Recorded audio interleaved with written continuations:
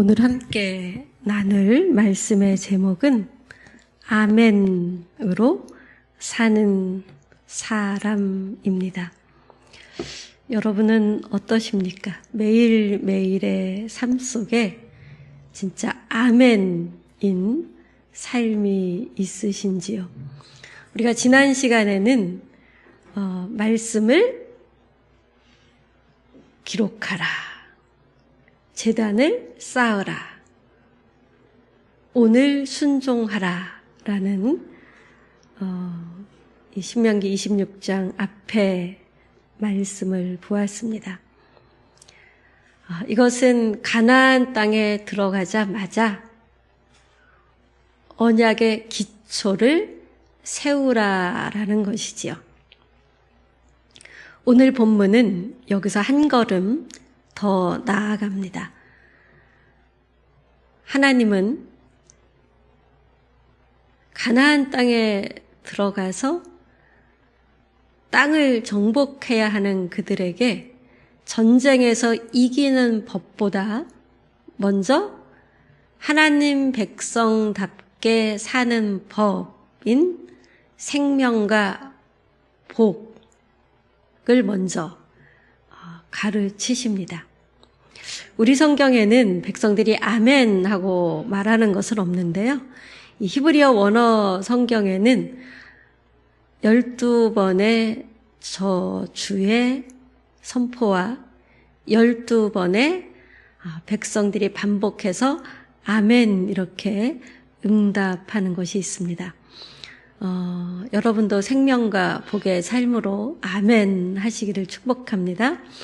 우리는 기도 끝에 아멘 또는 설교의 어떤 한 문장 끝에 아멘, 찬양 끝에 아멘 하곤 하지요.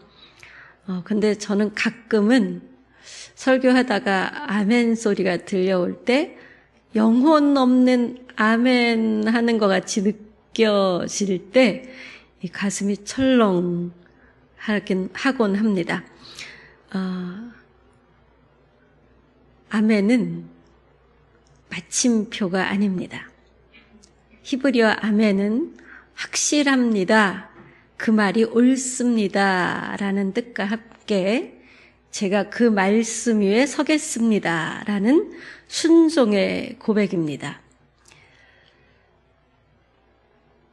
12번의 저주의 선포는 하나님께서 이스라엘을 겁박하는 것이 아닙니다. 정말 너희는 내 백성답게 생명과 복의 삶을 살겠느냐? 정말 언약대로 살아가겠느냐? 묻고 계신 것입니다. 그래서 오늘 본문의 강조점은 저주가 아닌 하나님 백성으로서의 삶입니다. 우리 6지파는 그리심산에, 6지파는 에발선에 서게 하지요. 이 복과 저주 사이에 이스라엘 백성들이 다 서 있는데요. 그리심산은 축복의 산이고 에발산은 저주를 선포하는 산입니다. 하나님은 왜 이 백성들을 축복의 산, 저주의 산, 두 산에 나누어 세우셨을까요? 산 자체가 축복과 저주의 능력이 있는 것입니까? 아니죠. 언약에 순종하면 복을 누리고 불순종하면 저주의 길로 간다는 사실을 눈에 보이도록 가르치는 하나님의 열심입니다. 가나안 땅은 자동으로 복을 누리는 땅이 아닙니다. 하나님 백성 앞에 언제나 두 길이 있다라는 것이죠. 생명의 길과 죽음의 길, 복음의 길과 저주의 길, 순종의 길과 불순종의 길이 가나안 땅에 너희가 살아갈 때 있을 것이다. 그래서 이 신명기에서는 계속해서 이 두 길을 보여줍니다. 하나님을 기억하며 감사하며 받은 복을 나누며 살 때 너희들은 생명과 복 가운데 있을 것이고, 하나님을 떠나 자기 중심으로 살면 너희들은 저주의 길 위에 있는 것이다 라는 말씀이 계속 선포되고 있죠. 우리는 종종 내 마음대로 사는 것이 자유라고 생각합니다. 그러나 사실 자유란 내 마음대로 사는 것이 아니고요, 하나님 뜻 안에서 살아갈 때 참된 자유가 있게 됩니다. 하나님은 우리에게 묻는 것이죠. 너희는 어느 길을 선택하겠느냐. 15절을 보면 새긴 우상이나 부어 만든 우상을 만들어 은밀히 세우는 자는 저주를 받을 것이라 라고 합니다. 이 첫 번째 저주를 피하기 위해서 조심해야 할 것이 살인, 도둑질 이런 것이 아니고요. 눈에 보이지 않게 은밀하게 우상을 섬기는 것입니다. 왜 하나님은 첫 번째로 은밀한 우상 숭배를 거론하셨을까요? 사실 모든 죄의 시작이 하나님보다 하나님 아닌 다른 것을 더 사랑하는 데 있기 때문입니다. 우상은 돌로 만든 신상, 나무로 만든 신상만을 말하는 것이 아니죠. 재물, 권력, 지식, 성공, 때로는 내 생각과 고집이 우상이 되기도 합니다. 하나님보다 더 사랑하고 의지하는 모든 것, 이것이 우상입니다. 하나님은 공개적인 우상 숭배보다 이 은밀한 우상 숭배를 말씀하셨습니다. 사람들은 겉모습을 보지요. 그러나 하나님은 우리 속사람이 무엇을 가장 사랑하고 있는지, 무엇을 가장 소중히 여기는지를 봅니다. 이 저주가 따르는 목록의 공통점은 공개적으로 눈에 보이는 활동이 아니고 은밀한 가운데 범하는 죄들입니다. 하나님은 나만 아는 죄를 다루시는 분입니다. 언약 백성의 삶은 사람들만 인식하고, 그래서 사람들이 보기에 믿음 좋아 보인다, 경건해 보인다 라고 하는 그런 삶이 아니고, 사람이 보든 안 보든 누가 있든 없든 하나님을 인식하며 코람데오 하나님 앞에 있듯이 사는 삶입니다. 세상은 들키지만 않으면 된다고 속삭이지요. 그러나 진짜 신앙은 아무도 보지 않을 때, 손해를 볼 수도 있을 때, 또 삶의 모든 순간에 하나님을 인식하며 하나님이 말씀하신 생명과 복의 길을 선택하며 살아가고 있는지를 묻습니다. 여러분은 지금 어느 산을 향한 자리에 있으십니까? 누가 보지 않아도 하나님은 우리의 중심을 보시며 우리가 하나님 중심으로 선택하는지 세상 중심으로, 곧 나 중심으로 선택하는지를 점검할 것을 말씀하십니다. 16절에서부터 말씀을 보면 이 사람과의 관계에서 비롯되는 이 저주 받을 목록들이 쭉 나열이 되지요. 이 첫 번째 저주는 은밀한 우상 숭배였는데 그 후 이어지는 것은 부모, 이웃, 또 맹인, 고아, 가부, 나그네가 등장합니다. 하나님은 힘 있는 사람보다 힘 없는 사람을 어떻게 대하는지를 중요하게 보신다는 것이죠. 16절 부모를 경홀히 여기는 자는 저주를 받을 것이라 말씀하십니다. 사실 자식들은 부모가 힘이 없어지면 부모를 경홀히 여기는 태도를 갖습니다. 부모가 힘이 없어질 때 반대로 자식들은 힘이 있는 나이지요. 부모를 공경하는 것은 단순한 예절 문제가 아니고 하나님께서 세우신 권위를 존중하는 태도입니다. 하나님을 경외한다면 부모를 함부로 대할 수 없습니다. 그 다음은 이웃의 경계표를 옮기는 것이죠. 어떨 때 이웃의 경계표를 옮깁니까? 쉽게 들킬 리가 없다고 생각될 때.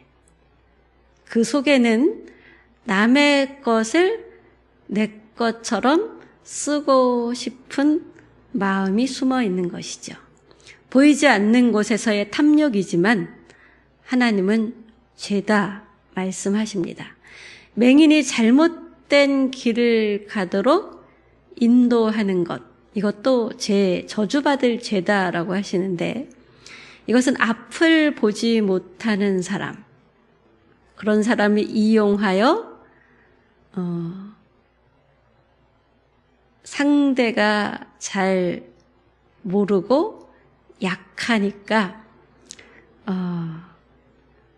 내가 좀 더 힘이 있으니까 그를 이용하는 죄입니다. 굉장히 비겁한 죄지요. 그리고 19절은 고아와 가부와 나그네 송사를 억울하게 하는 자는 저주를 받을 것이라 라고 합니다. 당시 가장 보호받을 울타리가 없는 사람들, 그 사람들을 억울하게 해서 뭔가 좀 힘 있는 자를 유익하게 하는 것, 저주받을 죄라는 것이죠. 약자를 대하는 태도는 그 사회의 영적 수준이라고 볼 수 있습니다. 하나님은 너희도 애굽에서 나그네였음을 기억하라를 끊임없이 반복하시면서 은혜를 잊지 않는 사람이 약한 사람을 함부로 대하지 않는다. 그러니 너희가 약했을 때를 기억하며 너희가 강성해졌을 때 약한 사람을 함부로 다루지 말라고 합니다. 왜 그렇습니까? 약한 사람을 함부로 대하지 않는 것이 생명과 복 가운데 사는 것이기 때문에 그렇습니다. 하나님께 받은 사랑을 깊이 깨달을수록 우리는 하나님 마음으로 이웃을 품게 됩니다. 진짜 신앙은 예배당 안에서만 확인되는 것이 아니고요. 가정에서, 직장에서, 또 사업장에서 약한 사람을 대하는 태도에서 드러납니다. 하나님을 사랑하면 타인을 함부로 대할 수 없는 것이지요. 이제 그 다음엔 또 더 눈에 잘 보이지 않는 영역까지 들어가시는데요. 20절부터 25절 말씀은 욕망보다 하나님께 아멘 하는 사람으로 살 것을 말씀하는데, 성적인 죄와 폭력, 탐욕을 다루고 있습니다. 이것들은 서로 다른 죄처럼 보이는데 공통점은 모두 자기 욕망을 위해 하나님의 질서를 무너뜨리는 죄입니다. 성은 단순한 본능이 아닙니다. 하나님께서 가정과 생명을 위해 주신 선물입니다. 이 선물을 하나님의 뜻 밖에서 사용하면 결국 관계가 깨지고 가정이 상처받고 사회가 무너집니다. 가나안 문화는 성적으로 매우 타락한 문화였지요. 하나님께서 가나안을 이스라엘 백성에게 주는 이유가 뭐였습니까? 너무나 타락하여 회복 불가능한 상태였기에 하나님께서 그 땅에 생명과 복의 삶을 살 이스라엘 백성을 이주시키며 그 땅에 살도록 허락하신 것이죠.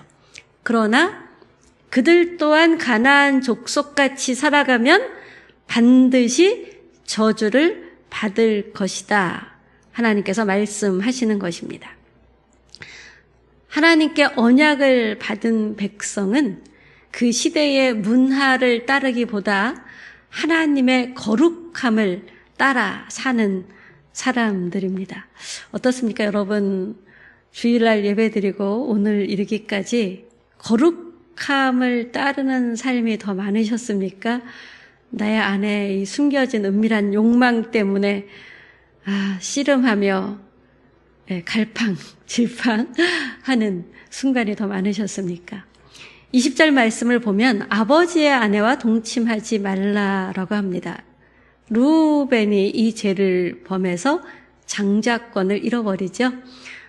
부모의 건의에 대한 도발입니다. 이 도발은 부모를 수치스럽게 하고 가정에 큰 상처를 주는 아주 더러운 죄악입니다. 21절은 짐승과 교합하지 말라고 합니다. 이 짐승과 교합하는 것은 창조 질서를 거스르는, 스스로 인간의 고귀함을 짓밟는 행위입니다. 22절 자매와 동침하지 말라. 근친 상간을 금하고 있는 것이죠. 가정과 혈통의 거룩함을 손상시키지 말라는 것이고요. 23절 장모와 동침하지 말 것입니다. 이것 또한 가족 질서를 무너뜨리는 죄악입니다. 실질적으로 이런 일들이 꽤 있다라고 하죠. 24절 이웃을 암살하는 것을 금하는데요.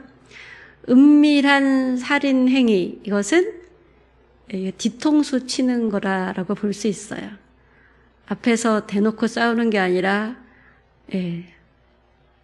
방어할 여지도 없이 치는, 해악을 끼치는 행위. 그리고 25절 무죄한 사람을 죽이려고 뇌물을 받는 것을 금합니다. 이것도 저주를 받을 죄이기 때문이죠.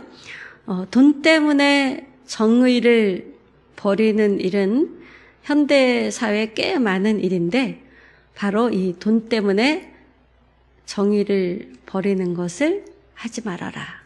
이게 25절 말씀입니다. 하나님보다 돈을 섬기게 되면 돈 때문에 정의를 버릴 수 있지요. 세상은 욕망을 따라 하고 싶은 대로 해라. 너의 감정이 중요하다. 이렇게 부축입니다. 그러나 하나님은 욕망이 너의 주인이 되지 못하게 하라고 하십니다. 욕망을 따라 살면 욕망의 노예가 됩니다. 욕망은 참된 자유와 사랑, 인간다움의 권리를 버리게 합니다. 음란과 폭력과 탐욕은 마음속에 하나님이 계실 자리를 찬탈할 기회를 수시로 노립니다. 그래서 예수님께서는 마음으로 음욕을 품거나 누군가를 미워하는 것까지도 죄라고 하셨습니다. 왜냐하면 죄는 마음속에서 시작되기 때문입니다. 사실 우리가 지금 쭉 살펴본 말씀 앞에서 자유로울 수 있는 사람은 거의 없지요. 그래서 우리는 이 하나님 말씀, 우리는 율법이라고도 표현하는데 히브리어에서는 말씀들이라고 해요. 이 말씀들 앞에 설수록 겸손해지게 됩니다. 우리의 죄를 대신 지시고 저주의 십자가에서 율법의 저주 아래 놓인 우리를 속량하신 예수 그리스도. 그래서 우리는 예수 그리스도 때문에 속량되어 하나님의 자녀가 되는 구원을 받았지요. 이 저주에서 속량하신 말씀이신 예수로 우리의 마음이 채워질수록 우리는 하나님의 은혜 안에서 거룩한 삶으로의 변화가 있게 됩니다. 26절을 보면 이 말씀을 실행하지 않는 자는 저주를 받을 것이라. 앞에 나온 11가지의 저주의 목록을 하나로 묶어서 이 말씀들을 실행하지 않는 자들. 그러면서 모든 백성은 아멘 할지니라 라고 하죠. 11가지의 저주 받을 죄. 이 죄로부터 풀려날 수 있는 길은 예수로 우리의 심령이 가득 찰 때입니다. 이 실행하다라는 단어는 쿰이라는 단어예요. 쿰. 이게 세우다, 붙들다, 실제로 행하다라는 뜻입니다. 오늘 말씀의 핵심은 하나님께서 우리를 거룩한 백성으로 부르셨으니 말씀대로 살아 축복 위에 서라는 것입니다. 그래서 본문의 마지막 단어가 원어에서 아멘인데요. 사람이 보이지 않는 곳에서도 아멘, 약한 사람을 대할 때도 아멘, 욕망보다 하나님께 아멘, 말씀을 듣는 이런 자리에서 뿐만 아니라 여러분이 살아가는 모든 삶의 자리에서도 아멘이십니까? 언약의 복은 삶의 고백 위에 부어집니다. 하나님의 언약 안에 살아갈 때 거기에 언약에 따라 주시는 복이 있다라는 것이죠. 근데 우리 스스로 이 언약 밖으로 나아가면 언약에 부어지는 복 밖에 있으니까 스스로 저주의 삶을 자처한 거예요. 하나님이 저주를 주시는 게 아니라 우리가 하나님의 복을 떠나 저주 받을 자리에 서 있는 것이죠. 신명기의 핵심은 저주가 아닌 이 아멘이라는 말씀처럼 주님 말씀 위에 내 삶을 세우겠습니다 라는 삶을 건 서약입니다. 곧 하나님 말씀을 순종하는 결과를 내겠다. 이것이 아멘입니다. 삶 전체로 아멘 하는 복된 인생이 되시길 예수님의 이름으로 축복합니다. 자, 우리 신명기를 1장부터 지금 몇 장 봤죠? 네, 27장 결론의 첫 장을 봤는데요. 이 신명기 말씀을 가장 많이 들으신 우리 김성경 집사님은 신명기는 한 단어로 말하면 이거구나 라고 생각되는 게 있으세요? 네, 그 지켜야 되는 말씀. 네. 또 다른 표현으로 하면 뭐일까요? 신명기의 주제는 생명과 복을 택하라입니다. 신명기는 언약의 말씀이 들어있잖아요. 그래서 오늘 우리가 본 말씀은 언약의 기초를 세우는 그 말씀인데 언약의 기초가 곧 뭐예요? 언약이 뭐예요? 언약이 생명과 복의 언약이에요. 그래서 저주 받을 길로 가지 말아라 이거죠. 우리 같이 오늘 말씀에 따른 기도를 하는데요. 우리나라가 법이 굉장히 많이 인간 중심으로 손상된 법들이 많이 생겨났지요. 그래서 첫 번째 기도, 하나님이 대한민국이 하나님 말씀 위에 서는 나라가 되게 해달라고 정치, 경제, 문화보다 먼저 하나님의 정의와 진리가 굳건하게 법으로 세워지는 은혜가 있게 해달라고 기도하도록 하겠습니다.